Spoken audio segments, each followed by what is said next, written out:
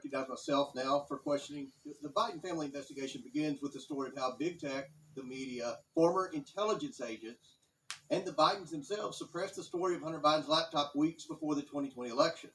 Today, we're hearing from Twitter executives who buried the New York Post laptop story, claiming it violated the platform's hacked materials policy. In reality, the Twitter executives were hostile towards conservatives and biased towards anyone who opposed their points of view. For example, Mr. Roth, did you write this tweet?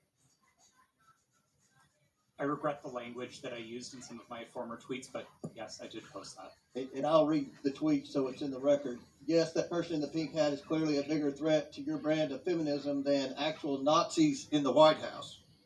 Mr. Roth, do you think all conservatives are Nazis? Certainly not, sir. What about the hundreds of people who worked in the Trump administration? Certainly not.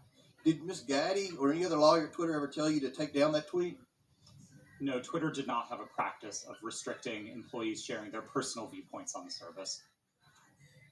Turning back to the laptop, Ms. Gaddy, are you aware that Hunter Biden's lawyers, as recently as last week, wrote the Department of Justice about Hunter Biden's laptop?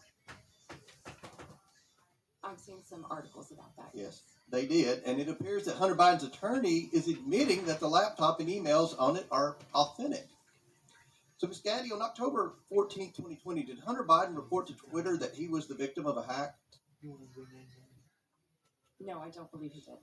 Ms. Gaddy, when the New York Post initially broke the story about the laptop, did you call Hunter Biden's lawyer to ask if it was authentic? No, I did not. Isn't it correct that the Biden campaign had contact with Twitter in the run-up to the 2020 election? Not to my knowledge. And you're telling this committee that you didn't ask any Biden representative if the laptop was real or for Hunter Biden's attorney's phone number to confirm its authenticity?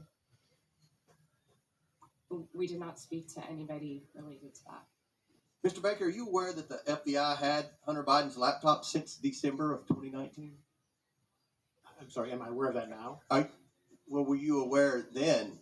Then, no, I don't believe, sir, that to the best of my recollection, I don't think I know. But you're aware now. I've heard that now, yes. Mr. Baker, did you call any of your contacts at the FBI to ask whether or not they knew if the material had been hacked? I don't recall contacting them about that on that day. Mr. Roth, Ms. Gaddy, and Mr. Baker, it appears to me that you failed at your jobs. You were entrusted with the highest level of power at Twitter, but when you were faced with the New York Post story, instead of allowing people to judge the information for themselves, you rushed to find a reason why the American people shouldn't see it. In a matter of hours, you were deciding on the truth of a story that spans years and dozens of complex international transactions. You did this because you were terrified of Joe Biden not winning the election in 2020. That's what it appeared.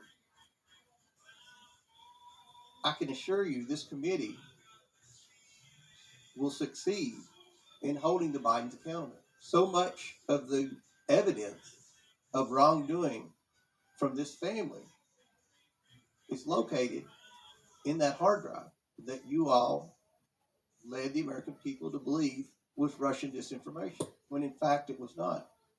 Now, I agree with Mr. Baker's opening statement. The concern for me is the level of involvement the FBI had with not just Twitter, but all of our social media platform companies. And I think it kind of goes in the opposite direction of where my friend, the ranking member, was trying to take this in his opening statement. This is something this committee should be concerned about. The government doesn't have any role in suppressing speech. And that's something the media should be very concerned about. What if there's a conservative president that somehow cleans out our FBI and they put in conservatives to suppress liberal speech? That's something that should never happen. So I look forward to more questions. And at this time, I yield to the gentleman from, I think,